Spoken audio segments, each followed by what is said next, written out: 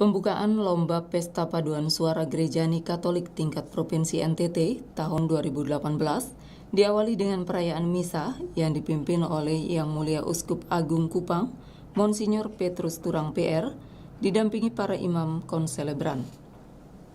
Gubernur NTT Dr. Andes Frans Leboraya dalam sambutannya menyampaikan selamat datang kepada para duta Lomba Pesparani Katolik tingkat Provinsi NTT dalam keadaan suasana penuh sukacita, penuh persaudaraan dan penuh kebersamaan untuk membangun daerah NTT.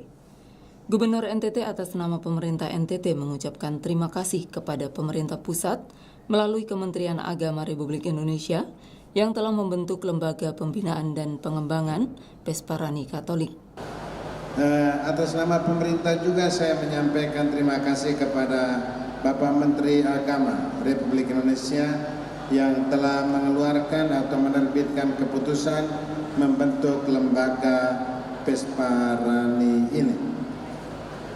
Selama ini kita mengikuti Pesparawi dan begitu antusias, dan 2 minggu lalu kami buka MTQ di Flores Timur Larantuka.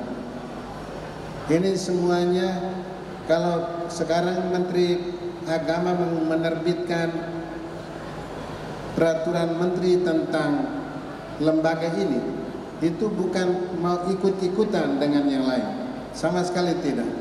Menurut saya lembaga ini penting sebagai wadah pembinaan keimanan Katolik melalui paduan suara.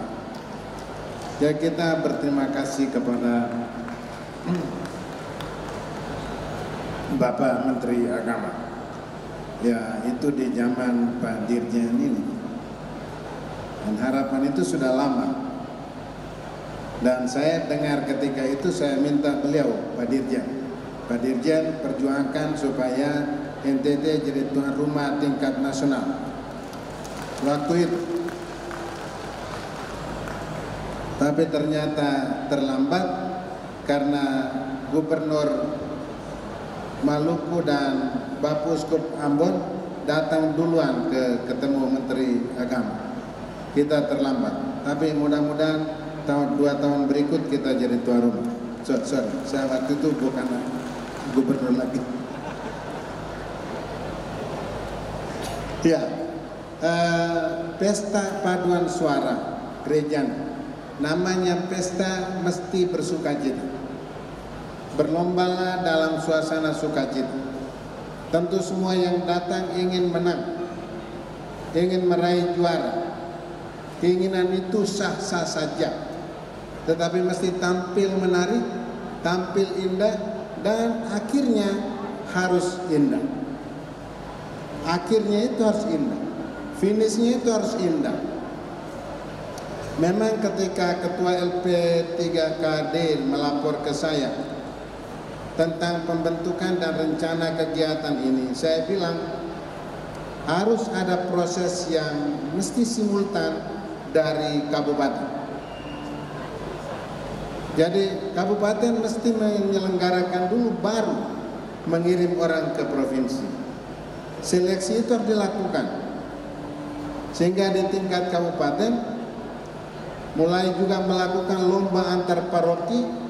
Nanti yang terbaiklah yang dikirim ke provinsi, dan di provinsi terbaik itulah yang dikirim ke nasional. Kalau ini kita bisa lakukan secara simultan, maka proses pembinaan akan terus-menerus berjalan. Dan melalui paduan suara, lagu-lagu gereja nih, pemahaman tentang keagamaan semakin baik, menyanyi dengan indah, paduan suara yang hebat dengan berbagai macam ragam suaranya dan tampilannya. Tadi Bapak Uskup bilang kan, ada yang mulut ke atas, ada yang ke kiri kanan, tapi menghasilkan suara yang indah. Itu mengandaikan bahwa memang perbedaan itu penting dan diperlukan. Mengandaikan bahwa kita ini beragam untuk saling menghormati satu dengan yang lain. Dirjen Bimas Katolik Kementerian Agama Republik Indonesia, Eusebius Binsasi mengatakan, Pesparani Katolik tingkat Provinsi NTT baru pertama kali dilaksanakan di NTT.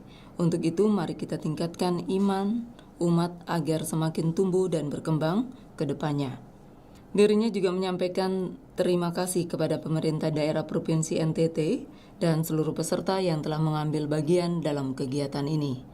Dengan penuh rasa bangga, saya menyambut saudara-saudari sekalian, dan saya juga bangga menyaksikan semua anak-anak gereja Katolik yang terhimpun dari berbagai daerah dan keuskupan se-Nusa Tenggara Timur telah hadir di tempat ini dan berkumpul bersama di tempat ini untuk menyelenggarakan bersama Pesta Paduan Suara Gerejani yang pertama. Bagi saya, ini adalah suatu momen bersejarah, tetapi juga satu momen yang sangat spektakuler. Dan saya menyebut peristiwa ini adalah bersejarah dan spektakuler karena baru pertama kali dalam sejarah Nusa Tenggara Timur, umat Katolik dikumpulkan dalam satu kesempatan untuk mengadakan lomba paduan suara dalam skala besar. Biasanya memang selama ini paduan suara di Nusa Tenggara Timur sudah dilaksanakan, tetapi dilaksanakan secara lokal di keuskupan-keuskupan atau di paroki-paroki atau seperti yang terjadi beberapa kabupaten.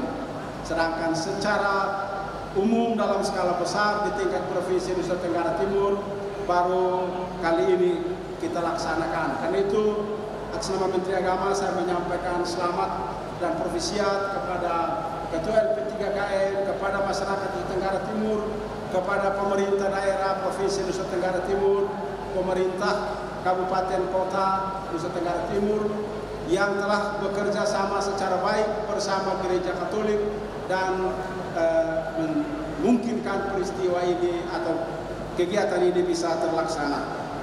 Mimpi besar kita semua, mimpi besar saudara-saudari, umat Katolik seluruh Indonesia, khususnya umat Katolik di Nusa Tenggara Timur, akan lahirnya sebuah wadah yang senantiasa menghidupkan tradisi seni dan budaya Katolik dikemas dalam sebuah pesta paduan suara gerejani telah kita wujudkan. Dan terwujudnya pelayanan dengan ini, maka terwujud pula lah pelayanan pemerintah kepada umat Katolik melalui peraturan Menteri Agama nomor 35 tahun 2016 sebagai payung hukum terselenggaranya Pesta Paduan Suara Gerejani ini.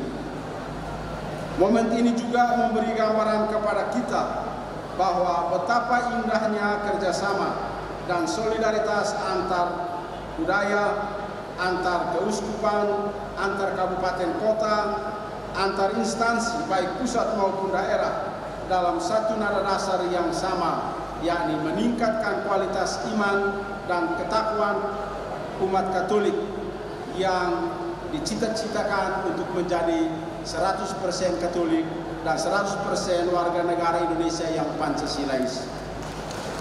Pembukaan perlombaan ditandai dengan penekanan tombol sirene oleh Gubernur NTT, Dr. Andes Frans Leboraya bersama Ketua DPRD Provinsi NTT, Anwar Puageno, Dirjen Bimas Katolik Kementerian Agama Republik Indonesia, Eusebius Binsasi, Yang Mulia Uskup Agung Kupang, Monsinyur Petrus Turang PR, didampingi para tokoh lintas agama dan Forkompinda Plus.